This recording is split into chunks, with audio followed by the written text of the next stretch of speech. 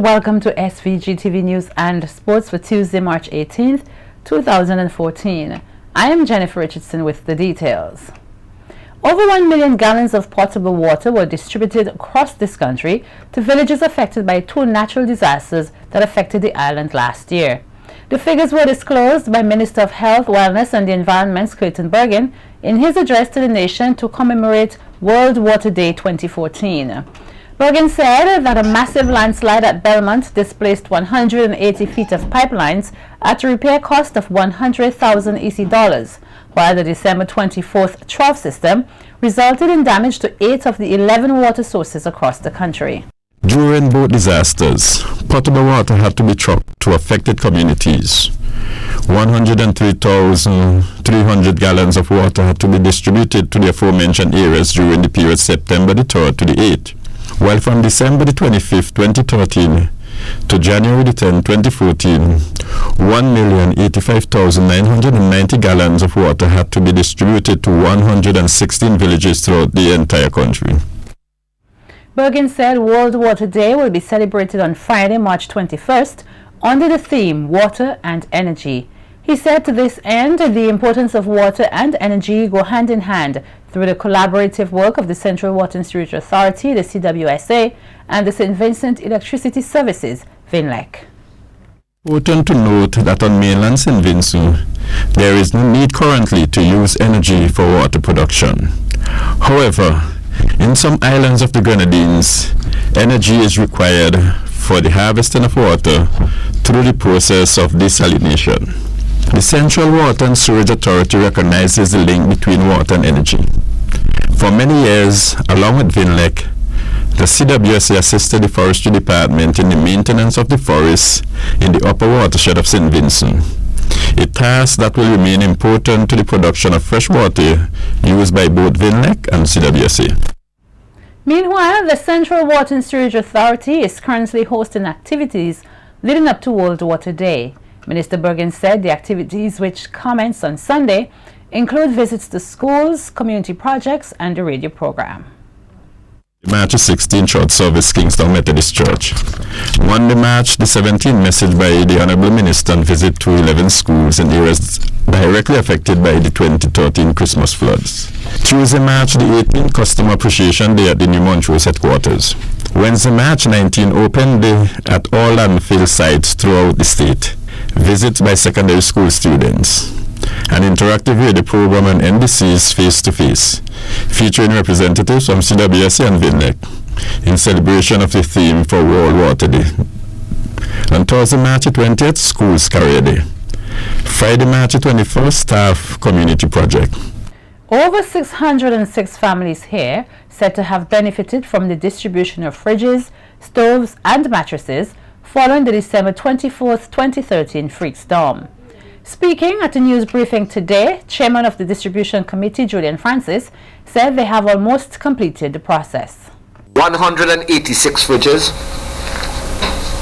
246 stoves and gas connections, gas cylinders go there, 597 mattresses. Those are what we have purchased to date. We have spent so far $775,000. The commitment from the donor was $300,000 US. Depending on what rate you use, just over $800,000. Francis noted that there is some revisiting that needs to be done before the distribution phase is wrapped up. Discussed with the Prime Minister the possibility of maybe getting a further $100,000 US to see if we can complete the exercise, because there's still some areas and some that we have to maybe revisit with some of the individuals, because on each occasion when we did delivery, and what I want people to understand, this process has been entirely transparent. We go to Bookament, we take the media, we have a megaphone, we call the name of the person who is the recipient. That person comes forward in front of his or her villagers, collects his fridge, stove and mattress, and goes away. We're not hiding behind anybody. We're not bringing in stuff and just delivering it at areas unknown to certain individuals. This is a completely transparent exercise. 6 days short of 3 months since the December 24th, 2013 freak storm, the Roads, Buildings and General Services Authority, BRAXA, is said to be working tirelessly to restore damaged roads and infrastructure. At today's news conference, the company's team brought the media up to date on the progress of work thus far. CEO Deidre Myers-Millington said over 1,000 persons were employed to deal with the cleaning up process. Gangs and jobbers and persons who went into the rivers themselves to cut the trees that have fallen into logs and remove them from the rivers. As you would know, a lot of these logs were responsible for blocking the bridges, and therefore you had the overflow of water into people's homes. We were also overwhelmed by the situation with Vinlek at the power plants, hydroelectric plants in Cumberland.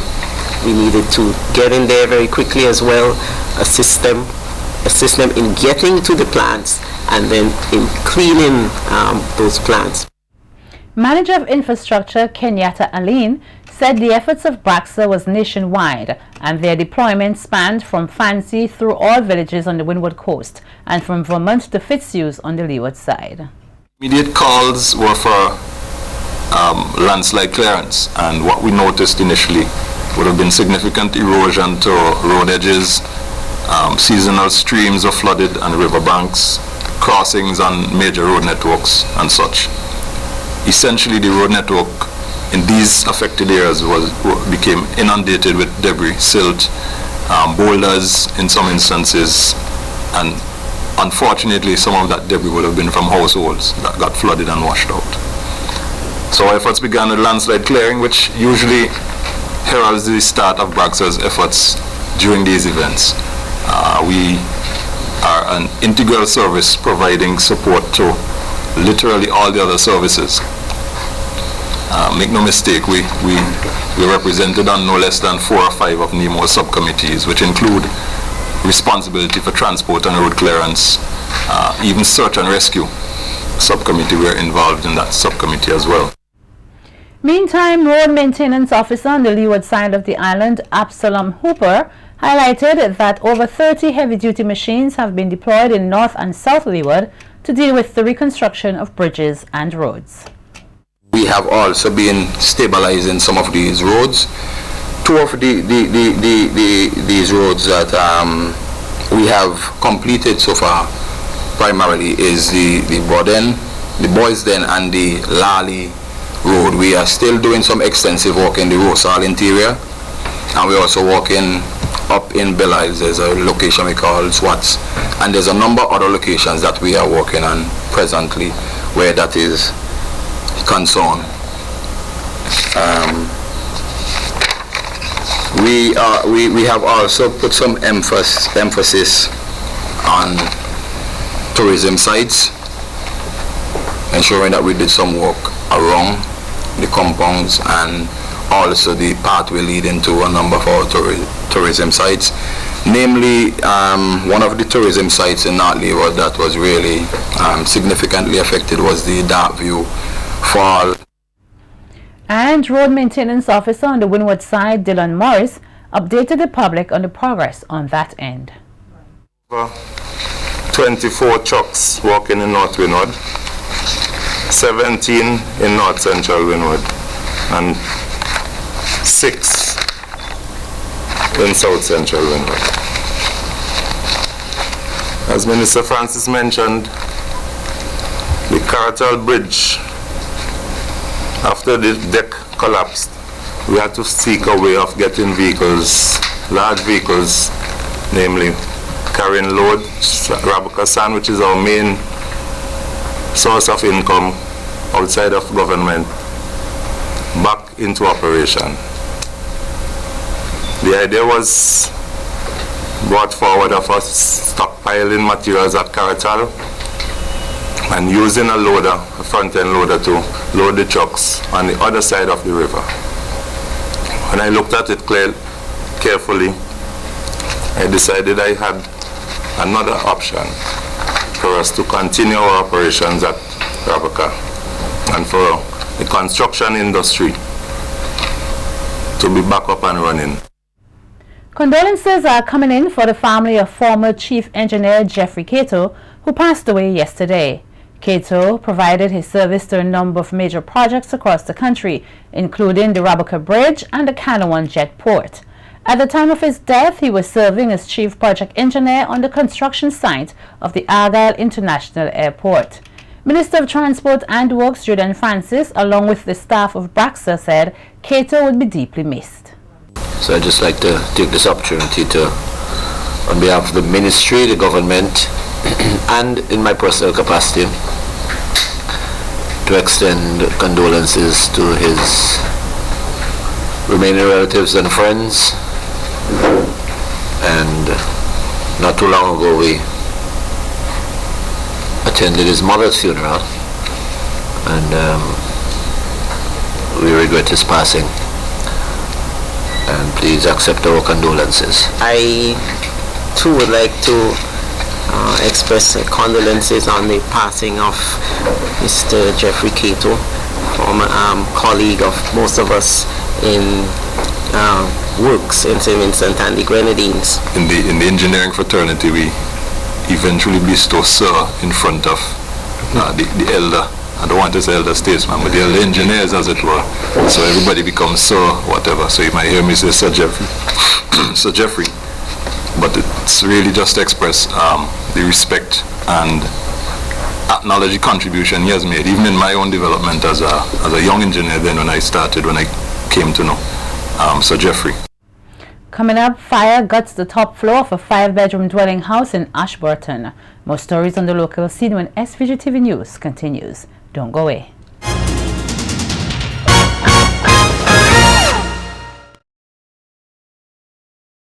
Welcome back. A family of Ashburton lost most of the contents of their home from a fire this afternoon. SVG-TV's Nurse Sandy has more on the incident in this report. Household items valuing at over $40,000 were destroyed in the upstairs of this 5-bedroom wall-structured home belonging to Glenroy and Esla Williams of Ashburton. The family, who occupied the dwelling home for 27 years, says they have no reason to think that the fire was caused deliberately. Co-home owner Glenroy Williams told SVG-TV News that the fire may have resulted from an electrical problem. I think it could be electrical, eh? So you had problems with your roof before? You had electrical problems in the home before? No electrical problem before.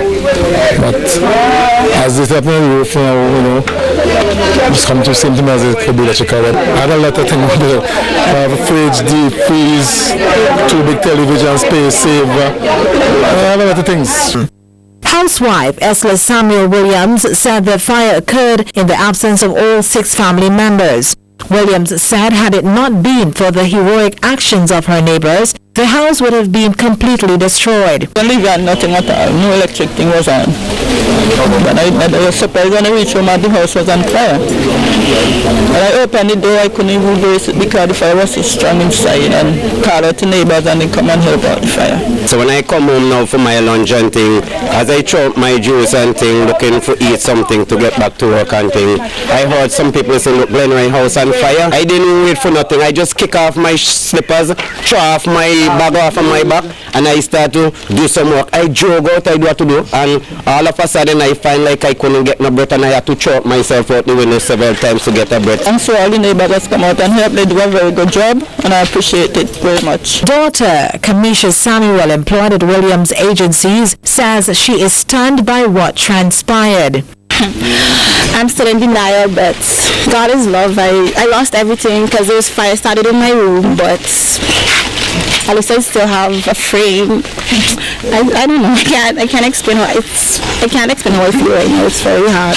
The couple, who is still grieving over the loss of their son, who passed away last month from abdominal cancer, told SVG-TV News that the incident is a painful time for the family, and they are grateful to God for life. Narissa Sandy for SVG-TV News. One of SVG's favorite soft drinks, Juicy, is expected to be back on the market by Carnival this year. This was pointed out to SVG-TV News by Rachel Haslam, Sales and Promotion Executive of the East Caribbean Group of Companies, ECGC, which recently acquired the business assets of Bottlers St. Vincent Limited in receivership. The acquisition includes the rights to the Juicy Village Ram, Clare Bottled Water, and ownership of the manufacturing and distribution operations at the Camden Park Industrial Estate. Haslam says they are now in the process of getting everything in order to start production with a mixture of new and former workers from Bottlers St. Vincent Limited. Pointing out that ECGC is determined to preserve the tradition of the Juicy brand, Haslam says Vincentians and other customers can be assured of high quality in the drinking products the company will be producing. She, however, pointed out that the ECGC will not be producing Pepsi, as was the case with Bottlers St. Vincent Limited. Instead, the company will be introducing a new product, Juicy Cola, which she says Vincentians will enjoy. ECGC is now preparing for production of the various soft drinks, which is expected to commence soon, and their relaunch. As SVG prepares to name another national hero, there is said to be a need for talks for a major national festival outside the annual wreath-laying ceremony to mark National Heroes Day. This was put forward by Prime Minister Dr. Rav Gonsalves addressing Friday's wreath-laying ceremony at the Obelisk here at Dorsetshire Hill. We have to begin to hold a serious conversation about a celebratory occasion on National Heroes Day, which takes place at a location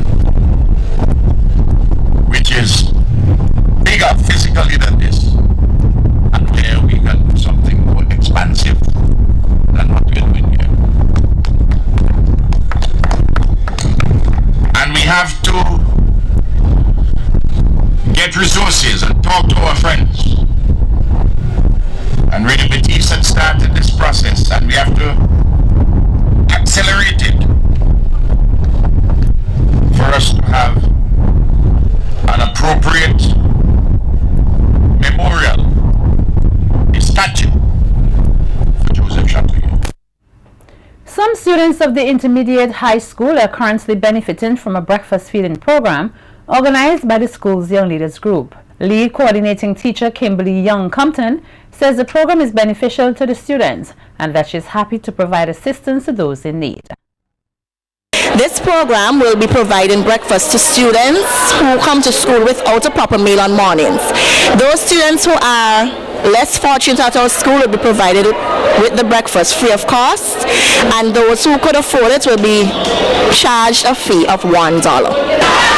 The breakfast program officially started last week, Tuesday, the 11th of March 2014, and it was very much accepted by the entire student population. Compton outlined some of what is involved in the breakfast meal program. A lot of students at our school normally come to school without a proper meal, as well as a lot of them consume a lot of carbonated beverages in the morning and so forth. So we feel that this is going to be of a great benefit to them because they're going to be getting a proper breakfast, which would consist of either porridge, oatmeal porridge, cornmeal porridge, sandwiches, and a fruit and something hot to drink. Principal of the Intermediate High School, Bernadette Slater-Peters, said the school's young leaders have been working hard and showing their leadership skills in a number of areas, which she thinks is important for their own development. I'm seeing teamwork, I'm seeing cooperation, I'm seeing commitment and dedication. And I'm grateful to the teachers who are pushing the students, and I hope that they will continue with this project because it is benefiting the students a lot. There are too many of our students coming to school without breakfast, so they are indeed benefiting from the project. President of the school's Young Leaders Group, Alicia King, says she is proud of the work her team has been undertaking thus far, especially with the introduction of the breakfast program. I am proud to be a part of this group so that my peers can benefit from this program.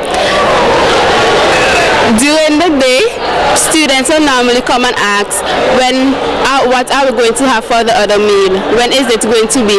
So I am proud to be here so that I can give back to my school what they has given to me. Thanks.